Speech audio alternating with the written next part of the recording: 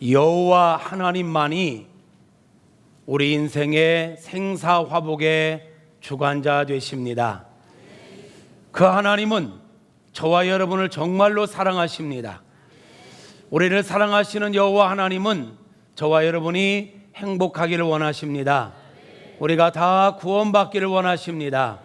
우리들 가운데 한 명도 나고자 없이 다 구원받고 여호와 하나님의 사랑 안에서 참된 평안과 참된 행복을 누리며 살게 되어지기를 주님의 이름으로 축복합니다. 그러기 위해서는 우리가 바른 믿음을 가져야 합니다. 당신은 무엇을 믿는가? 믿어야 된다고 얘기하는데 무엇을 믿어야 하는가? 라는 질문을 받을 때 여러분은 정확하게 무엇을 믿어야 하는지 대답할 수 있겠습니까? 복음을 믿어야 된다. 그러면 복음이 무엇인지 여러분은 설명하실 수 있겠습니까? 복음을 믿어야 된다고 하는데 복음을 믿으면 구원받는다고 하는데 그 복음이 뭐냐? 그에 대해서 정확하게 설명할 수 있겠느냐고요. 복음을 정확하게 알아야 정확한 믿음을 갖고 복음을 정확하게 알아야 그 복음을 정확하게 전하며 살 수 있을 것입니다. 예, 성경 66권이 복음이지요. 근데 우리가 전도를 함에 있어서 이거를 한 창세기부터 계시록까지 한 번에 다 설명할 수는 없잖아요. 이 66권 중에 핵심, 복음의 핵심, 그것을 우리가 정확하게 알고 그것을 정확하게 믿고 그것을 정확하게 증거하며 살 수 있는 사람이 제자 되고 제자 삼을 수 있게 될 것입니다. 이 시간 드려지는 예배를 통해서 저와 여러분이 복음에 대해서 정확하게 알고 그 복음을 정확하게 믿고 복음을 정확하게 증거할 수 있는 자로 분명하게 세워질 수 있기를 주님의 이름으로 축복합니다. 오늘 PPT를 보면서 하겠습니다. PPT 띄워주세요. 여러분, 사형리에 대하여 들어보셨습니까? 사형리, 네 가지의 영적인 원리라는 얘기예요. 자연계에 자연의 법칙이 있듯이 영적인 세계에도 영적인 법칙이 있어요. 하나님과 인간 관계 속에도 분명한 영적인 법칙이 있습니다. 이 영적인 법칙을 따라가면 우리가 구원받게 되고 평안하게 되고 행복하게 될 줄로 믿습니다. 수학 문제를 풀려면 공식이 있지 않습니까? 공식이 참 중요해요. 모든 세상사가 다 공식이 있어요. 원리가 있다는 얘기예요. 우리가 영적인 생활을 하려면 영적인 원리를 알아야 합니다. 이 성경 66권을 네 가지 영적인 원리로 정리한 것이 사형리예요. 그 핵심만 딱 뽑아낸 것이.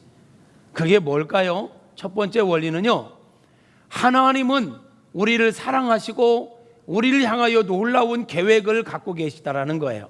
따라서 합시다. 하나님은 나에 대하여 사랑하시고 놀라운 계획을 갖고 계시다.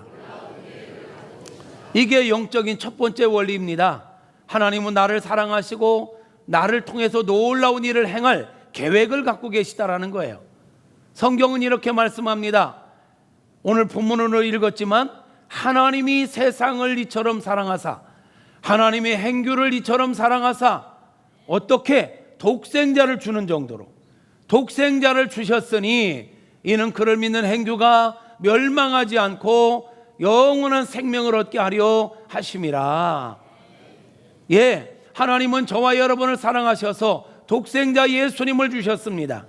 그 예수님을 믿을 때 우리가 멸망하지 않고 영원한 생명을 얻게 되는 것입니다.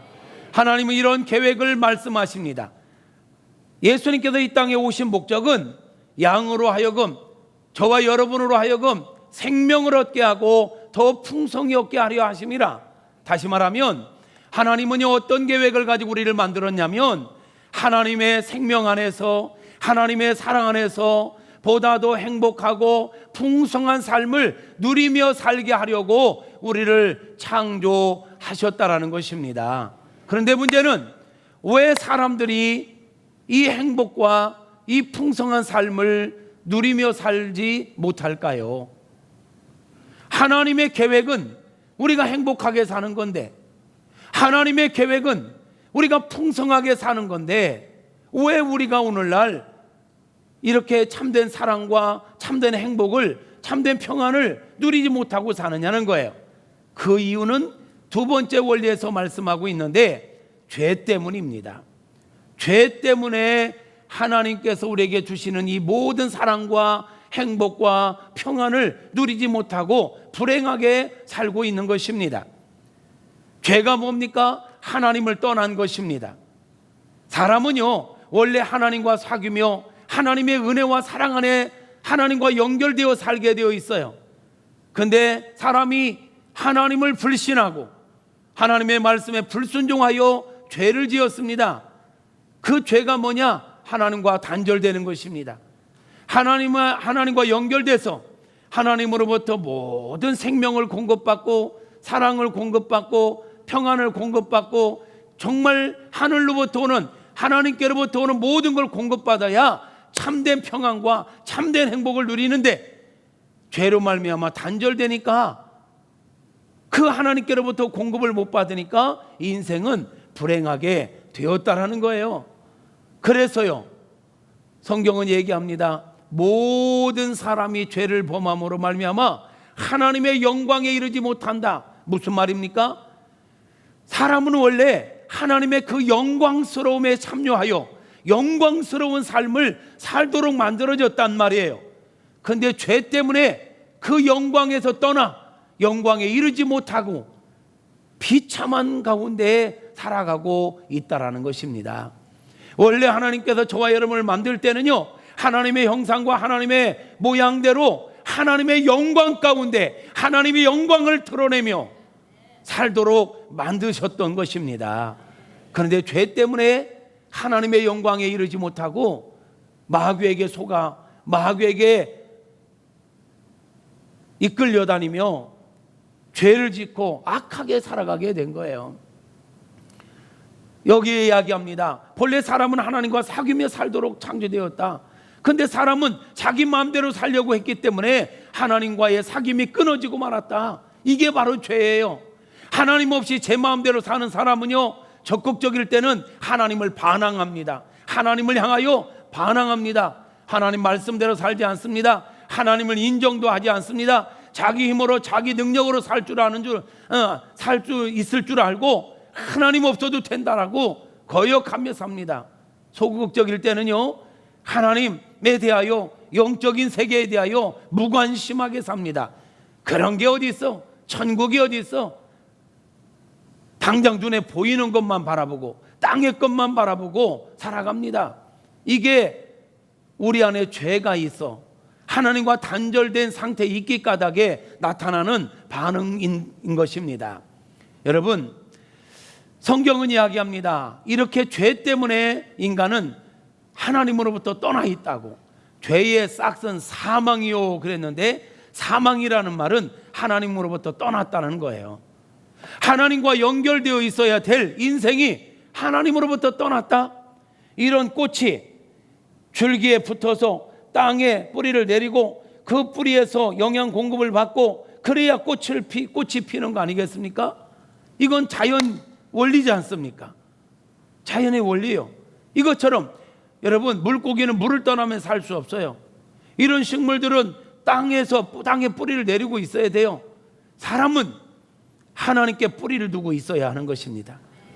그런데 죄로 말미암아 하나님으로부터 떨어지니까 인생은 불행하게 된 거예요. 문제가 온 거예요. 오늘날 사람들이 왜 죽습니까? 왜 질병에 노출되어 있습니까? 왜 불행합니까? 죄의 결과인 것입니다. 인간이 하나님을 떠나기 전에, 죄 짓기 전에는 행복하게 풍요롭게 정말 하나님의 영광 가운데 살 수 있었단 말이죠. 영원히. 그런데 인간이 그 하나님의 사랑을 거절하고 마귀에게 속아서 마귀 말을 듣고 불순종함으로 인간에게 죽음이 오고 불행이 찾아왔다라는 거예요. 보십시오. 하나님은 거룩하십니다. 사람은 죄로 인하여 하나님과 단절돼 버렸어요. 하나님과 우리 사이에 커다란 그런 어떤 그 간격이 생겼습니다. 이게 간격이 생기니까 불행하지요. 그 인간은 끊임없이 하나님을 만나기 위하여 신의 경지에 이르기 위하여 나름대로 노력을 합니다. 종교를 갖기도 하고요, 철학을 추구하기도 하고요, 선행을 하기도 하고요, 별짓을 다 하지만 인간의 노력으로 죄의 문제는 해결할 수 없고, 죄의 문제가 해결되지 않는 한 인간은 하나님과 하나님의 영광에 이를 수가 없는 것입니다. 이게 인생의 비극입니다. 그럼 어떻게 해야 될까요? 하나님께서는 그렇게 비극 가운데 살아가는 인생들을 외면하지 아니하시고 인생들을 다시 원래의 그 영광스러운 자리로 돌아오게 하시려고 독생자 예수 그리스도를 보내주셨습니다. 예수님만이 인간이 갖고 있는 죄의 문제를 해결할 수 있는 유일한 길이 되십니다. 아멘. 우리는 예수님을 통해서 예수님을 믿을 때 하나님과 다시 화목할 수 있고 하나님께서 우리에게 주시고자 계획했던 사랑과 풍성과 행복을 누리며 살게 되는 것입니다. 예수님은 우리에게 그 행복을 주시기 위하여 하늘 보좌를 버리고 이 땅에 오셔서 우리가요 하나님께로부터 독생자를 받을 만큼 그렇게 멋지게 산 사람들이 아니에요. 하나님으로부터 이 놀라운 은혜를 받을 만큼 그렇게 우리가 착한 사람들도 아니고 뭐 준비된 사람들도 아니에요. 그런데요 하나님께서 우리의 조건을 따지지 아니하시고 오늘 말씀 로마서 5장 8절에 보니까 우리가 아직 죄인 되었을 때에 하나님께서 독생자를 주신 때가 언제냐? 우리가 착하게 살 때가 아니라 죄 가운데 있을 그때에 하나님께서는 우리를 위하여 독생자를 주셨고 예수님은 우리를 위하여 죽으심으로 하나님께서 우리에 대한 자기의 사랑을 확증해 주셨다라고 말씀하고 있습니다. 사랑하는 성도 여러분, 이게 은혜입니다. 사랑받을 만한 사랑받으면 뭐 은혜예요? 사랑은커녕 저주받아 마땅하고 정말 하나님의 심판받아 마땅한 우리를 외면하지 아니하시고 독생자를 주면서까지 우리를 사랑하신다는 표현을 해주신 하나님의 그 사랑이 오늘 또 우리의 소망입니다. 그 사랑 때문에 오늘 또 우리는 살아가는 것입니다. 예수님은요 우리의 죄 문제를 해결하기 위하여 십자가에 죽으셨다가 3일 만에 다시 부활하셨습니다. 그리고 40일 동안 계시면서 11번에 걸쳐서 수많은 주님을 믿고 사랑하던 사람들에게 나타나 보여주셨습니다. 내가 죽었었지? 근데 나 이렇게 살았다. 그러므로 너희들 낙심하지 말고 믿음을 가지고 살아라. 힘들고 어려워도 어떤 유혹이 있어도 끝까지 믿음을 지켜라. 내가 너희를 위하여 처소를 예배하러 다시 하늘나라로 간다. 가서 예배하면 다시 오겠다. 그래서 우리는 재림하실 주님을 기다리는 것입니다. 할렐루야. 여러분, 예수 그리스도만이 죄인된 인간이 하나님을 만날 수 있는 유일한 길이 되시는 줄로 믿습니다. 그래서 요한복음 14장 6절에 내가 곧 길이요 진리요 생명이니 나로 말미암지 않고는 아버지께로 올 자가 없다. 예수님을 통하지 않고는 하나님께로 다시 돌아갈 길이 없다라는 거예요. 그래서 우리가 예수 믿는 겁니다. 왜 예수님만 믿어야 되냐고요? 예수님이 아니고는 죄인된 인간이 하나님의 영광에 이를 수 없기 때문인 것입니다. 혹자들은 이 영적 원리들을 모르기 까닭에 기독교는 독선적이다. 기독교는 왜 자기들이 믿는 신만 믿으라고냐? 이것저것 다 믿으라고 해야지. 그건 진리가 없기 때문에 그런 소리 하는 겁니다. 예수만이 다른 이름으로서는 구원받을 만한 다른 이름이 없다라고 사도행전 4장 12절에서도 말씀했고 의인은 없나니 하나도 없다 했고 우리 인생의 문제를 해결할 수 있는 분은 오직 예수 그리스도밖에 없는 것입니다. 그래서 예수를 믿어야 합니다. 교회만 다니지 말고 예수가 구원자 되심을 분명하게 믿을 수 있기를 축복합니다. 지금 들려지는 이 말씀이 깨달아지기를 바라고 믿어지기를 바라고 그래서 구원의 자리에 여러분 모두가 설 수 있기를 축복합니다. 보세요, 여러분, 구원의 역사는 인간으로부터 출발하는 게 아닙니다. 죄인된 인간이 아무리 노력해도 선행을 행하고 종교를 갖고 철학을 하고 별짓을 다 해도 신의 경지, 하나님의 경지에 이르를 수가 없습니다. 구원의 역사는 하나님으로부터 시작됩니다. 하나님께서 죄인된 인간을 위하여 독생자를 주시는 것부터 구원의 역사가 시작되는 거예요. 독생자 예수를 보내셨고 예수가 죽으셨고 죄값을 해결하려고. 죽음으로 끝났다면 믿을 필요 없지요. 3일 만에 살아나셨기에 지금도 살아계시기에 우리가 예수를 믿는 것입니다. 예수를 믿을 때 그 예수님이 하나님과 우리 사이에 다리 역할을 해서 우리가 하나님의 영광에 다시 이르게 되는 것입니다. 그러나 여러분, 중요한 게 있습니다. 이 세 가지의 원리를 우리가 안다고 해서 구원받는 건 아닙니다. 여러분, 지금 세 가지 원리를 얘기했거든요. 기억하시지요?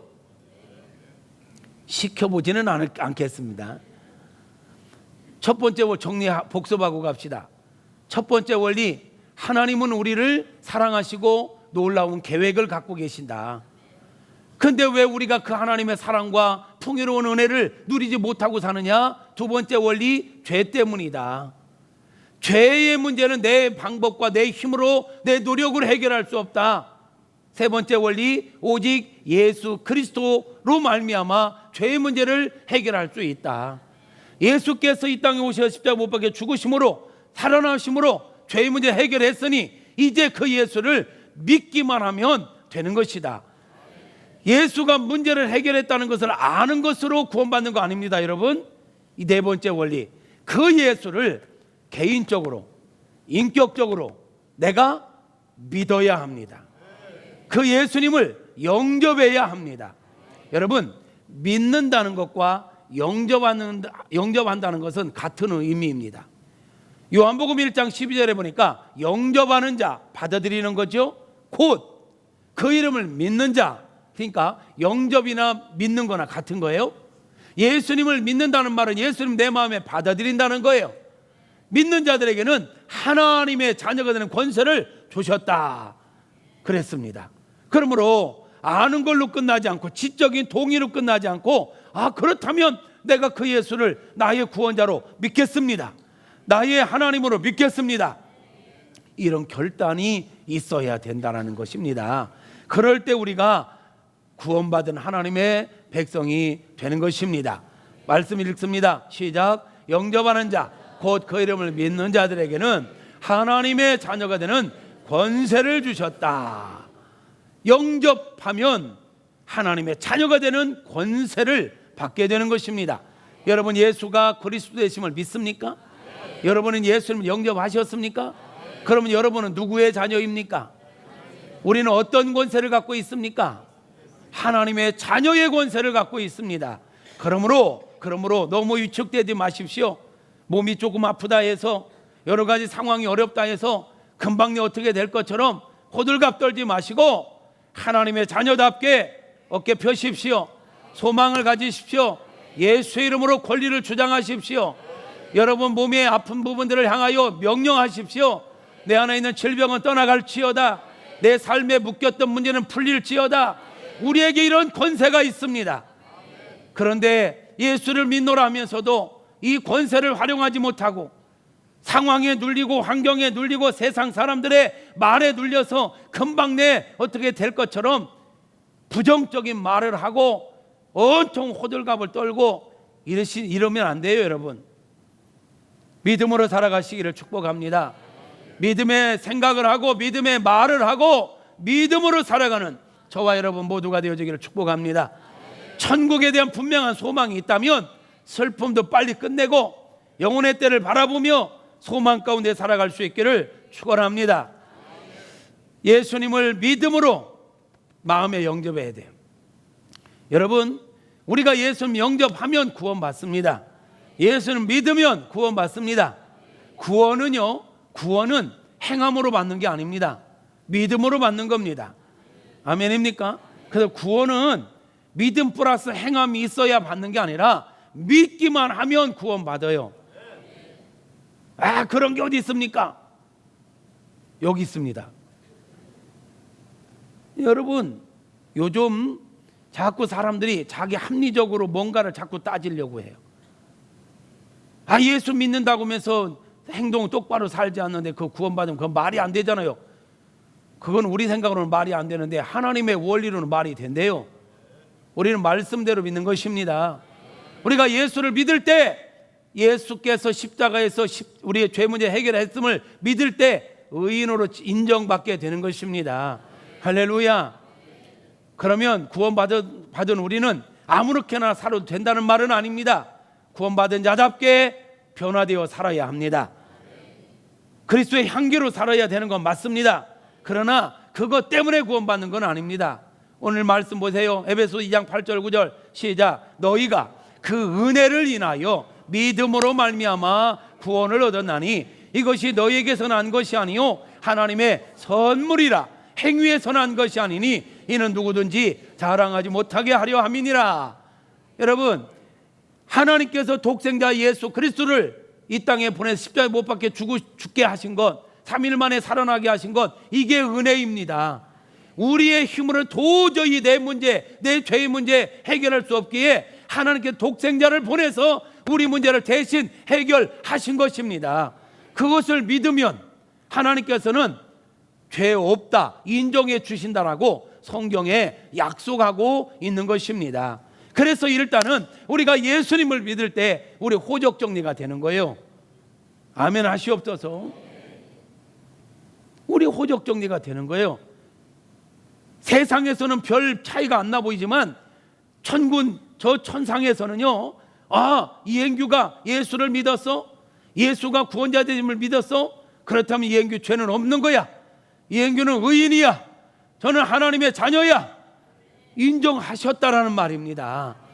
아멘. 이제는 하나님의 자녀니까 하나님의 자녀답게 살아가는 건 당연한 거예요.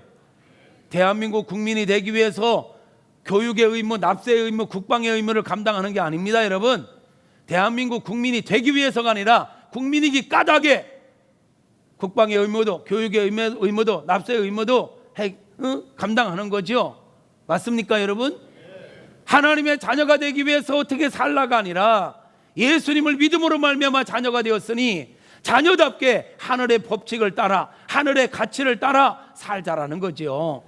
그래서 하나님의 말씀 따라, 하나님의 가치를 따라 살아갈 때 상급이 따르는 줄로 믿습니다.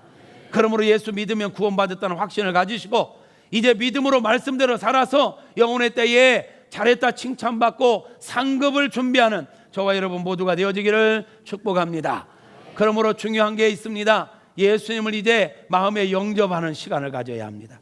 이미 여러분들 가운데에서는 예수님 영접한 분들도 계시고 아직 안 하신 분들이 혹 한 분이라도 계시다면 이 시간 예수가 구원자 되심을 믿기로 작정하고 예수님 내 마음에 들어오십시오 하고 영접하는 은혜가 있기를 바랍니다. 성경은 말합니다. 내가 문 밖에서 두드리노니, 마음의 문을 두드리노니 누구든지 내 음성을 듣고 마음의 문을 열면 주님이 우리 안에 들어와 우리와 함께 더불어 먹고 마신다 말씀하십니다. 함께 하신다 말씀하십니다. 주님이 우리와 함께 하시면 되는 것입니다. 마음의 문을 여십시오. 할렐루야. 공연히 마음 문 닫고 있지 말고 이러고 있지 말고 마음 풀어 좀 마음도 풀고 인상도 풀고 그렇게 째려봐봤자 소용없어요. 한번 또 막 교회 와서 막 긴장도 하지 말고 뭐 여러분 집인데 편안하게 마음의 문을 열고 예수님을 잘 믿을 수 있기를 축복합니다. 예수님을 영접한다는 것은 내 중심의 삶에서 예수님 중심, 하나님 중심으로 살겠습니다 라는 의지적 결단인 거예요. 그러면 우리가 예수님 내 안에 모시면 하나님이 내 안에 오셔서 내 죄를 용서하시고 정말 내가 하나님 원하는 사람이 될 수 있도록 우리를 도와주신다는 거예요. 그럼 믿음으로 산다는 건 이제 하나부터 열까지 주님께 모든 걸 맡기며 사는 거예요. 맡기며. 여러분 지적 동의만, 감정적 경험만 갖고 살려고 하지 말고 우리의 의지를 하나님께 맡기고 믿음으로 살아가는 저와 여러분 되어지기를 축복합니다. 여러분 그림 보세요. 내가 주인인 사람이 있어요. 이 동그라미가 원은 나라고 한다면 내 안에 왕좌에 내가 주인으로 있는 거야. 예수님은 십자가 저 밖에 있죠. 내 마음 밖에 있어. 예수님 믿지 않는 사람 삶의 환경이 막 뒤죽박죽이죠.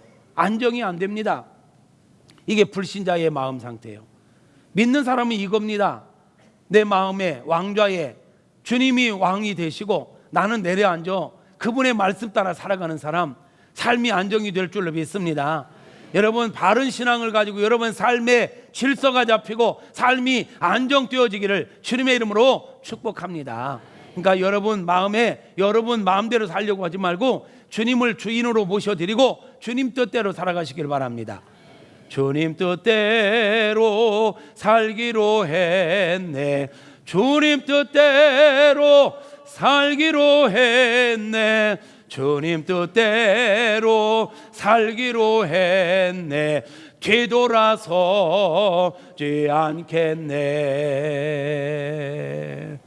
주님, 주인님이라는 말이에요. 말로는 주님 뜻대로 살기로 했네 하면서 내 뜻대로 살아버리면 안 돼.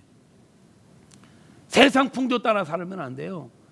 내 안에 계신 주인 되시는 예수님의 뜻대로 하나님의 뜻대로 살아가는 저와 여러분 되어지기를 축복합니다. 여러분 둘 중에 택하라면 어떤 그림이 마음에 드세요? 여러분 마음의 상태가 어떻게 되어지기를 원합니까? 불신자, 신자? 신자 되어지기를 축복합니다. 그러기 위해서는 예수님을 내 안에 주인으로 영접해야 된다는 거예요. 예수님 내 안에 들어오십시오. 나의 주인이 되어주십시오. 이제는 나를 내려놓고 지금까지 내 마음대로 살았지만 이제는 주님 예수님의 뜻대로 살겠습니다 하고 예수님을 여러분의 중심에 모셔드리기를 축복합니다. 이미 모셔드린 분도 다시 한번 결단하는 마음으로 다시 한번 기도하고요. 아직 정식으로 예수님을 내 마음의 주인으로 모셔드리지 않았던 분들은 이 시간 중심으로 예수님을 모셔드리는 기도를 하시기를 바랍니다. 자, 이렇게 우리 그 믿음을 가지고 함께 기도할까요? 눈 감지 말고, 눈 감으면 모르니까 눈 뜨고 기도하는 마음으로 읽습니다. 시작. 주 예수님, 나는 주님을 믿고 싶습니다. 십자가에서 죽으심으로 내 죄값을 담당하시니 감사합니다. 지금 나는 내 마음의 문을 열고 예수님을 나의 구주, 나의 하나님으로 영접합니다. 나의 죄를 용서하시고 영생을 주심을 감사합니다. 나를 다스려 주시고 나를 주님이 원하시는 사람으로 만들어 주시옵소서. 예수님의 이름으로 기도합니다. 아멘. 여러분 진심으로 기도하셨습니까? 그렇다면 예수님을 이렇게 진심으로 모셔드렸다면 이렇게 성경은 약속하고 있습니다. 여러분은 여러분 안에 예수님이 들어와 계시는 것입니다. 아멘입니까? 예수님이 우리 내 안에 계시다. 그러므로 그 예수님은 나를 버리지 않고 떠나지도 않는다 했으니 여러분 교회 안에 교회에 오셨을 때만 주님이 여러분과 함께하는 게 아니라 여러분 가정에 있든지 직장에 있든지 운전을 하든지 설거지를 하든지 뭘 하든지 우리 주님은 언제나 우리와 동행하시는 줄로 믿습니다. 그러므로 늘 그분을 인정하며 살아야 돼요. 교회 와서만 하나님 계셨지 이렇게 교회 와서만 하나님 찾지 말고 하나님은 언제나 나와 함께 하신다는 걸 인정하고 하나님은 언제나 나를 보고 계시고 내 말을 듣고 계시다는 걸 인정하고 말도 조심하고 행동도 조심하고 할렐루야. 그게 믿음으로 사는 거예요. 믿음으로 사는 거예요. 하나님 우리의 모든 걸 보고 듣고 알고 계신다라고 출애굽기 3장 7절에 말씀하고 있지 않습니까? 하나님을 인정하는 삶. 교회 안에서만 거룩한 척하지 말고 삶 속에서 그 하나님, 나와 동행하시는 하나님을 인정하라. 예수님이 내 안에 와 계시니 우리 마음을 성전 삼고 와 계시니 우리가 어떤 마음을 갖고 살아야 할까? 이게 중요한 거예요. 예수님을 영접한 사람 두 번째, 모든 죄는 어떻게 됐다고요? 우리의 원죄는 용서받은 줄로 믿습니다. 그리고 날마다 짓는 죄는 날마다 회개하고 깨끗함을 받고 언제 어느 시에 우리 주님 오신다 할지라도 주님 맞이할 수 있는 준비 될 수 있기를 축원합니다. 세 번째, 예수님 영접한 사람 어떤 은혜가 있다고요? 하나님의 자녀가 되었다. 네 번째, 하나님은 예수님 영접 5장 24절에 보니까 내가 진실로 너희에게 이르노니 내 말을 듣고 또 나 보내신 이를 믿는 자는 영생을 얻었고 심판에 이르지 아니하나니 사망의 생명으로 옮겼느니라. 할렐루야. 예수님 믿는 사람 영원한 생명, 내가 곧 길이요 진리요 생명이니 나로 말미암지 않고는 아버지께로 올 자가 없다 했죠. 예수가 길입니다. 예수가 진리입니다. 예수가 생명입니다. 생명 대신 예수가 내 안에 오셨으니까 내 영은, 내 안에 있는 죽었던 생명은 다시 이식 수술 받은 거예요. 그 산 생명이 된 거예요. 그래서 영원한 생명을 얻은 자인 것입니다.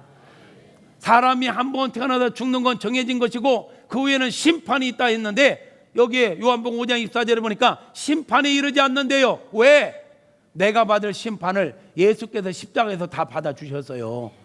그래서 나 십자가 믿어, 예수님 믿어, 이 말은 내 죄 문제 해결했어, 이 말인 것입니다. 그러므로 심판에 이르지 않는다는 거예요. 사망의 생명으로 옮겨졌다. 죄로 말미암아 하나님 떠났던 인생이 예수 믿음으로 하나님과 연합되어지게 됐다라는 거예요. 할렐루야. 이거 믿으면 아멘. 그래서 영원한 생명을 얻었다는 거예요. 그리고 이제 예수 믿는 영접한 우리들은 다섯 번째 크게 읽으세요. 믿음으로 읽으세요. 선포하며 읽으세요. 시작. 하나님께서 예비하신 풍성한 새로운 삶이 시작되었다. 아멘. 이전 것은 지나갔으니 보라 새 것이 되었도다. 믿으십니까? 죄로 말미암아 갖고 있던 모든 부정적인 것들, 마귀에게 속한 것들 사라졌고 예수 안에서 새로운 피조물이 되었으니 권리를 주장하며 여러분 살아갈 수 있기를 축복합니다. 믿음으로 다시 한번 선포해요. 이제 예수 믿는 나는 하나님께서 예비하신 뭐가 시작되었다고요? 풍성한 새 삶이 시작되었다. 아니 믿음이 없나 봐. 믿음으로 그렇게 새 삶이 시작될 것을 선포하십시오. 자, 하나님께서 예비하신 풍성한 새 삶이 시작되었다. 할렐루야. 하나님은 지금도 우리 말을 들으신다니까요.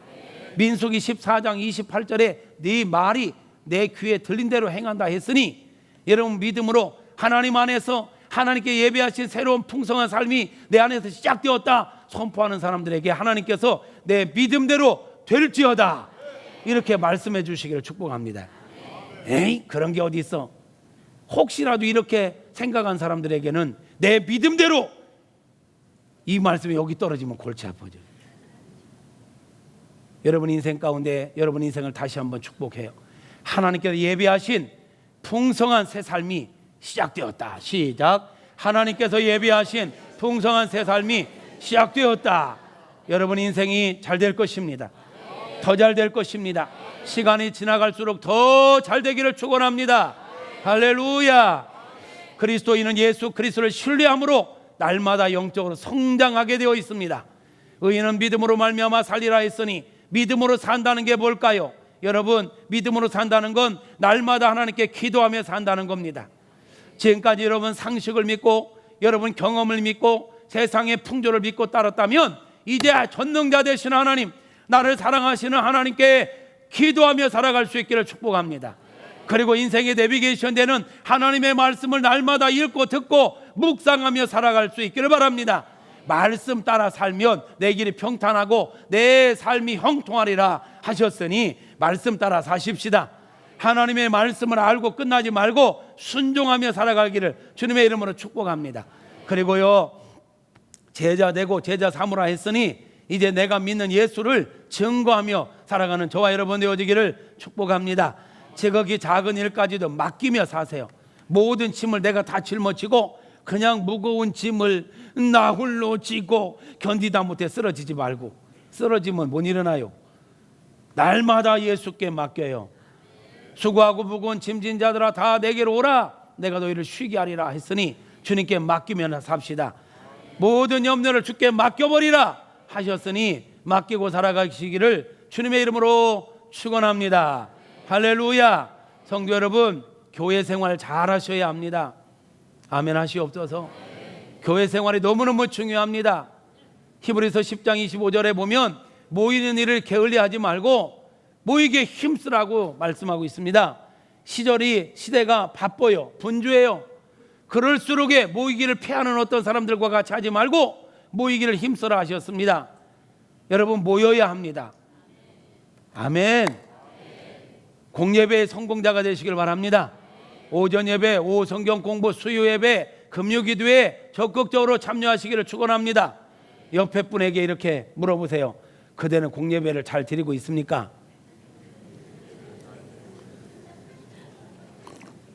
물어봐요. 말 좀 들어요. 말 좀 들어요. 물어봐요. 잘 않고 있다면 왜 못하고 있습니까? 물어보세요. 마땅히 할 만한 분이 왜 못하고 있냐고 물어보세요. 바쁘다고요? 알아요. 바쁜지.